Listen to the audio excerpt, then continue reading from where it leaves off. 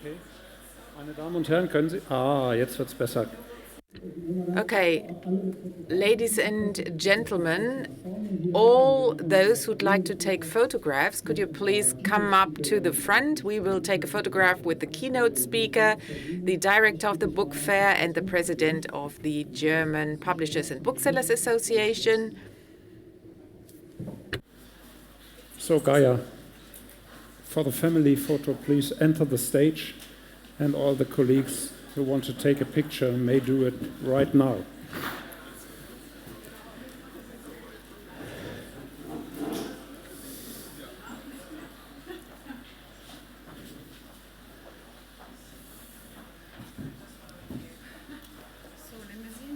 Nein, die Autorin nehmen wir nicht. Ja. The author is in the middle. The author, of course.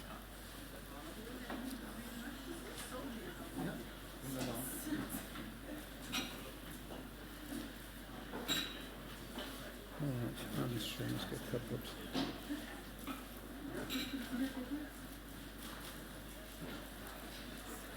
Excuse me, I have to save.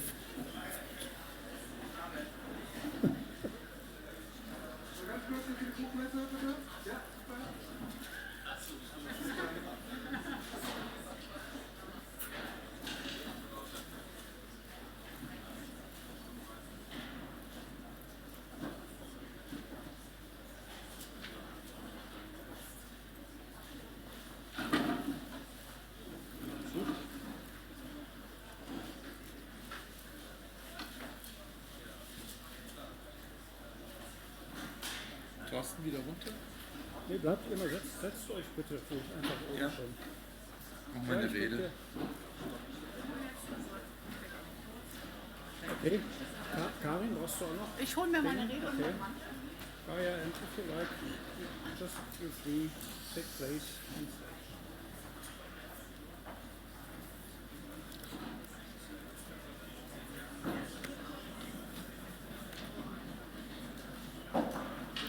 Wie sitzen wir? Dann gehe ich hier. Ja?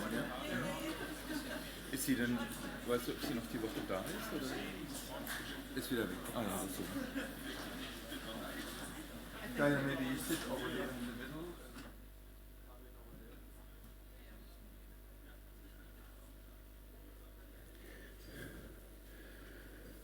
Jetzt sind wir ein ganz klein bisschen spät.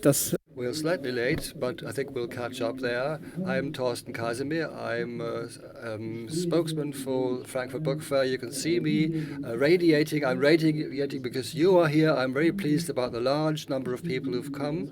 I would just like to announce briefly what's in store for you in the next hour. You've got 3 speeches coming up, 3 keynotes, lots of ideas. We've got lots of topics we could speak about, as you could imagine, and we'll get a small selection of that today. And after these 3 speeches, there will be the chance for you to ask questions.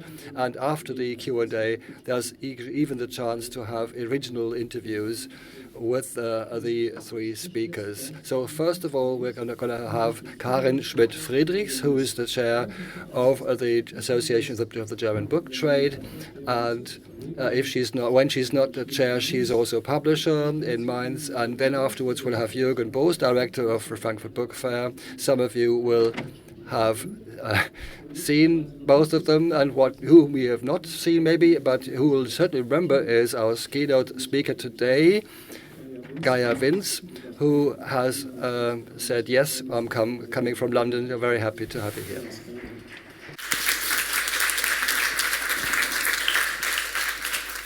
Das war's schon von. So that's it from my side. Karin, you can start us off.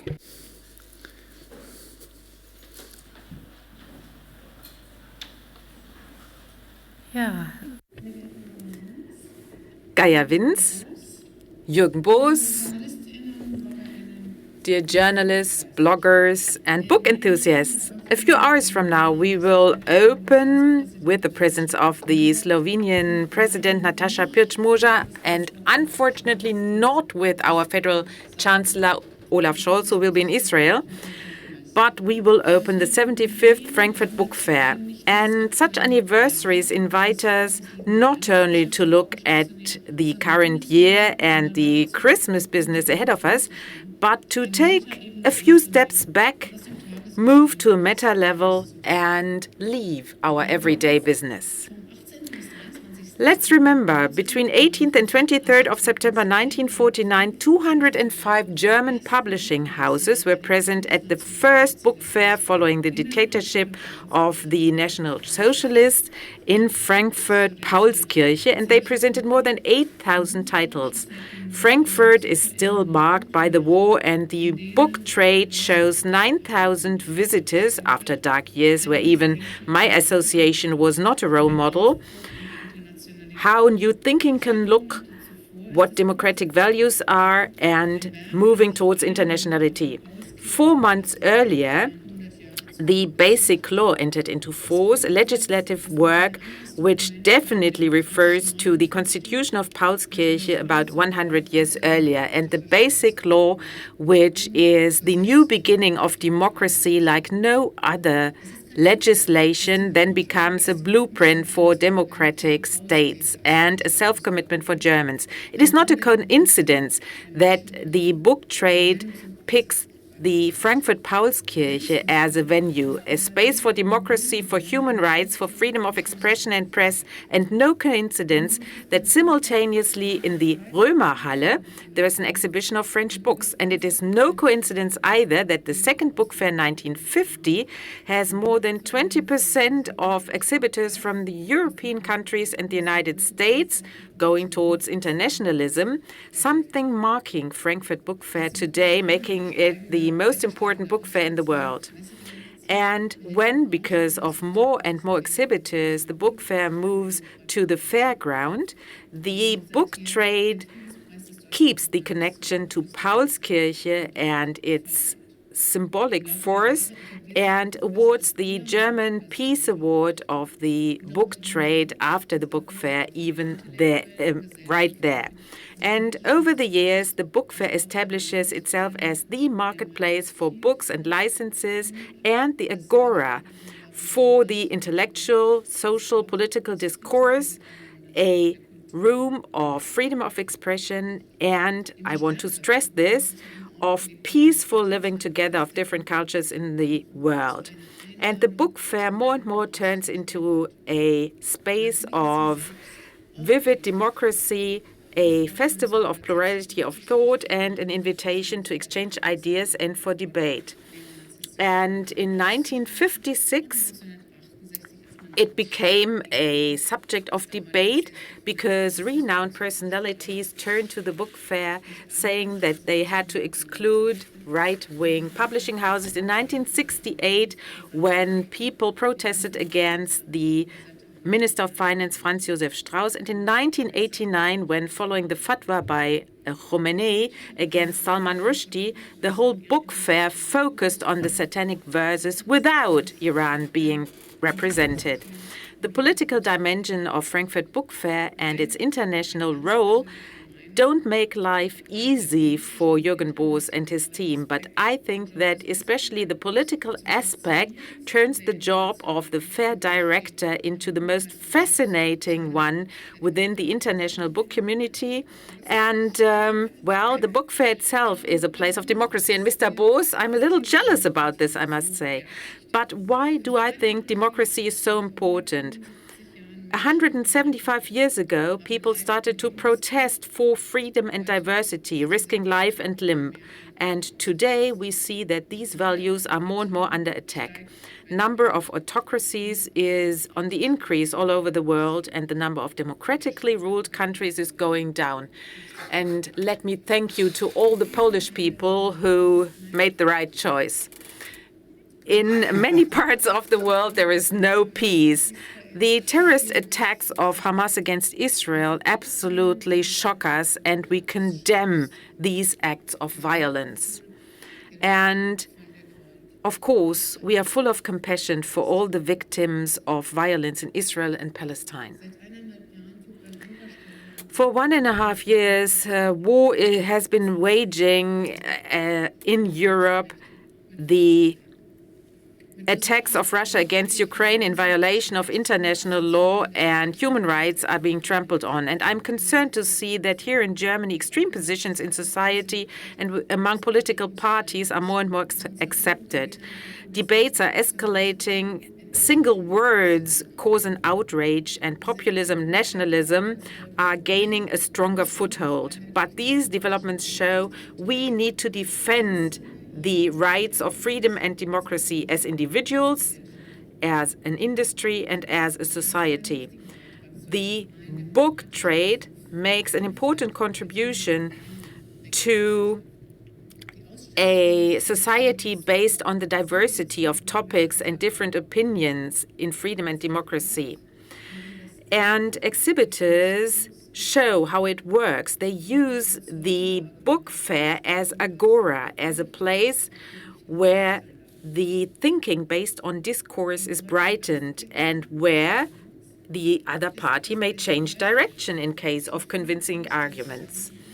Our guest speaker, Gaia Vince, is an excellent example. She shows the context between climate and migration and invites us to take a new point of view, not only regarding the new migrational movements because of climate change as a problem, but as an opportunity. And here in this country, this is a very controversial point of view, and this is what good books can deliver: questioning points of view and trigger debate. Well, the right to have freedom of expression needs the willingness to form an opinion and to educate yourself. In the days to come, we will experience a plethora of storytelling, ideas, thoughts, opinions that you do not find anywhere else in the world. And we need to have the goal of filling this diversity with life and safeguarding it. But now, the fly in the ointment is that more and more bookshops and publishers, authors and translators hit the limits of their economical life, also in this industry. And then they will no longer be able to face up to what society needs them to do. If we look at the German book market, at first glance, it looks okay, because sales in the first 9 months of the year increased by 4% compared to the year before. However, in the same period of time, 1.1% fewer books were sold, and compared to pre-COVID times, 7.4% less. In the year of COVID, with the stores closing and fairs canceled and problems with raw material and energy prices, a lot of publishing houses were no longer able to survive. They don't have the money required for investment in sustainability and digitalization. But the small independent publishing houses are the ones who, far away from the mainstream, determine the diversity of the book trade. Ladies and gentlemen, if part of this system collapses, then the whole system is jeopardized. So politicians and the society must ask themselves, how much is a diverse book landscape worth? It's a matter which is relevant in terms of culture, education, and social policy. And in order to maintain the diversity of the book market, we need structural subsidies for publishing houses. Action needs to be taken, and the ideas of the coalition treaty need to be implemented in order to make sure that the funds are available. In order to guarantee this fascinating diversity in future as well, we need new content developed by authors and other creatives who want and have to make a living with this. ChatGPT and other AIs will also shape the discussions in the hallways and the panel discussions this year. And the industry needs AI with open-mindedness and interest, because they change and shape our everyday life, increase efficiency, and take workload off our shoulders. However, even though we are all enthusiastic, we have to understand that in the interest of authors and designers, that everything AI is texting and creating takes place in violation of copyrights. And, well, this is a euphemism for piracy. So action needs to be taken legally and politically speaking. And I see another area where action needs to be taken. Books can only develop their power in society if people pay attention to them. And for public perception of content, the visibility of media is crucial. Giving space for culture and literature is a basic task, especially of public service broadcasting. Programs and features on books and authors are not only crucial for the attention towards books, but our society needs to deal with the impulse provided by books. Discussions about books and their topics are important elements of our culture of debate, so they need space in a contemporary way on non-linear channels, but also on linear channels. In recognizable formats, we're drawing a lot of attention, and I think all those responsible should be aware of this. So let me draw your attention to tomorrow's event at 3 p.m. My association here at Frankfurt Pavilion will organize a panel discussion on the future of literature reporting. Ellen Trapp, Kerstin Gleber, and Frank Menden will be our guests. I'd like to invite all of you to attend. And now I turn to politicians again. All the visibility only works if people are able to read and understand what they read, i.e., once they've learned to turn abstract letters into stories in their minds or into exciting facts. Reading competence is a basic element for educational careers, the basis of a solid life in order to take part in political and social discourse. Reading competence is not only important for the individual in order to have a fulfilled life, but it's the basis for resilient democracy. Illiterate people, without being aware of it, have a weakened immune system when attacked by populist pathogens.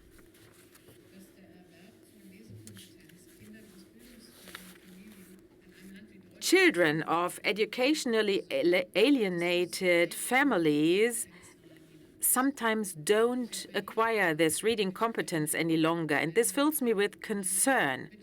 So I appeal to politicians at federal, state, and municipal level. Take this task seriously. It cannot matter where somebody comes from when it comes to education. Our educational stability depends on equal opportunities and stability of the democratic state. People risked their lives for this 175 years ago.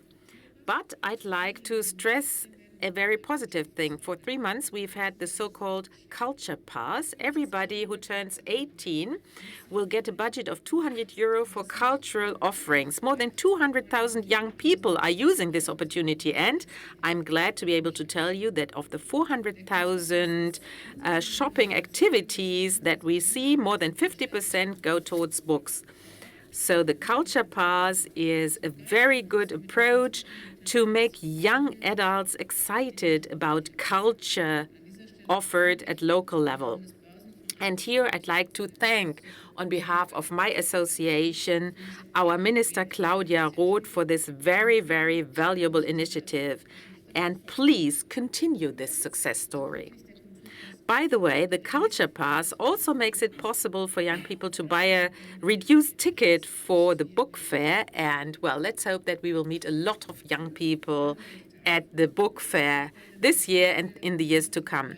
5 packed days, and the great event at the end on Sunday will be awarding the Peace Award of the German book trade to Salman Rushdie for his unfaltering attitude, his positive attitude towards life, and especially for his enthusiasm in storytelling. In his novels and non-fiction books, he combines his foresight as a storyteller with literary innovation, humor, and wisdom.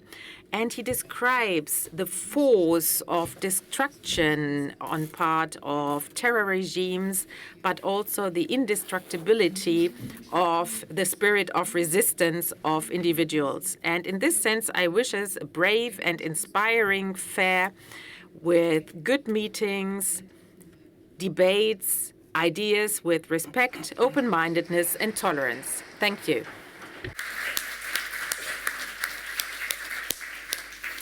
Vielen Dank. Thank you, Karin, for these deep words, also for the good message at the end. Every other culture pass holder has bought a book.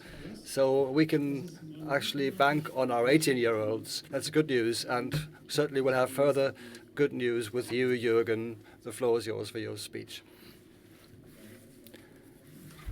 I know it's freezing cold in here, so maybe we can close this curtain a bit. I'm very sorry for that. Last week it was nice, this week. So we have to see. Karin, vielen Dank für Ihre Rede. Karin, thank you very much for your speech. And dear guests, this year's motto for the 75th Frankfurt Book Fair is, "And the story goes on." And it shows the continuity of this fair, which invites the world every year in October. Even the pandemic could not change anything about it, and the story goes on. So the chronicles have something reassuring. Looking back to the 75 years of history of the book fair, society seems to have changed only very slowly. But times today are not like this. The world has been frittering away at the seams. We've got the crisis of climate change and the crisis of Western democracies. For more than 18 months, we've had Putin's war of aggression against Ukraine. And since the 7th of October, we have another high point of the escalation of violence in Israel and Palestine. Our thoughts are with the victims, their relatives, everyone who is suffering from terror, Hamas terror, and the war in Israel and Palestine, and we are completely shocked.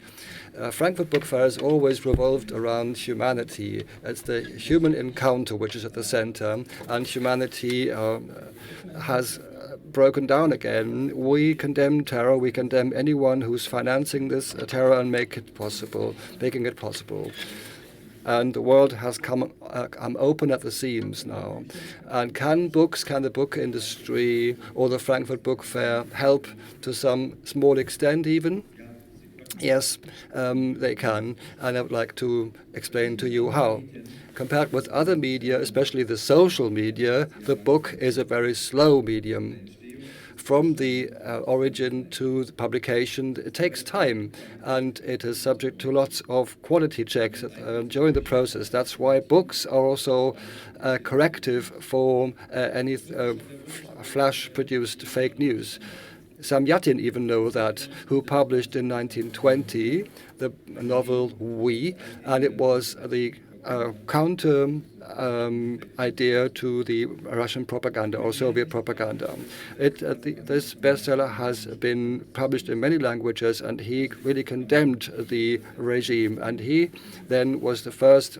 This was the first novel which was banned by Stalin. Books also deepen discourse and promote the understanding of conflicts. They give us advice.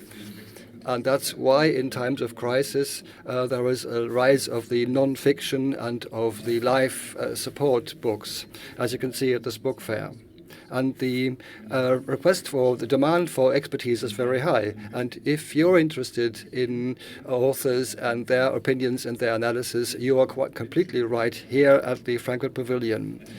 This is the stage also for Alina Shabokova, Can Duda Gundal, and also institutions like the Goethe Institute in Kiev and Amnesty International. This is the stage. And we also have the international stage this year. For the first time, authors from the Global South will talk about US, Europe, climate change, feminism, and the education towards sustainability. But in order for these voices to reach out to the general public and become part of the solution, we need the book industry. An industry which respects everyone who is involved and everyone given a fair share, the authors, the lectors, the translators, and their publishers. And this brings me to the book fair as the worldwide biggest trading place for novels and for books. Lit Ag, our center, has been fully booked and has grown in terms of floor area by 20%. This is where the contracts are negotiated for the authors. I'm stressing this because it is unfortunately quite necessary, because this raw material about whose rights the negotiations revolve is passed around for free in other areas. For example, digital platforms use digital databases like Book Free with 2,000 titles in order to train their artificial intelligence, including bestsellers of big publishers like HarperCollins and Random House, without involving the authors, without giving the authors any fair share. And by contrast, a trading place for rights and licenses is a place for the right, for the copyright. 10,000 book titles are not a free resource in order to train AI. It's important for us all in the book industry to see how the court cases will end up in the US about this. It's not just a trading place, it's also a place for authors to find some reassurance for 75 years. Because of our international program for discussion where artificial in publishing is being talked about, and there is further education, there is networking within the book industry at the center. So for the Ukrainian book industry and German and Ukrainian institutions, this is a big stage for training programs and promotion programs. Of course, this doesn't end the war in Ukraine, but everyone together makes a small contribution to its solution, be it only because of the experience you make of human solidarity. So this also becomes a political fair, because we don't just have a cultural mandate, we also have a political mandate. And since 1988, we've been inviting a guest of honor each year. And we're putting a focus on the literature of this respective country and network the authors and the publishers on the international stage. And in this way, every guest of honor appearance also strengthens the democratic society in each respective country. And today, this is even more important because of the crisis of democratic institutions. Under the motto, Honeycomb of Words, Slovenia is presenting its cultural and literary landscape with 75 Slovenian authors, poets, philosophers, and translators. Our guests of honor making an important contribution to the program of the fair as a public fair. I'm especially looking forward to Slavoj Žižek, who is one of the most dangerous philosophers. And he has his own analysis on climate change and sustainability. Just listen to him tonight at the opening session. I'm also looking forward to the poetic art of Miljana Kunta. And this is also part of our mandate to give courageous voices an echo chamber. And of course, I was very moved by Salman Rushdie's announcement to come to Frankfurt. You will also be listening to his voice on Saturday in the framework of the Literature Gala. Then we have the last generation, the so-called Letzte Generation, who also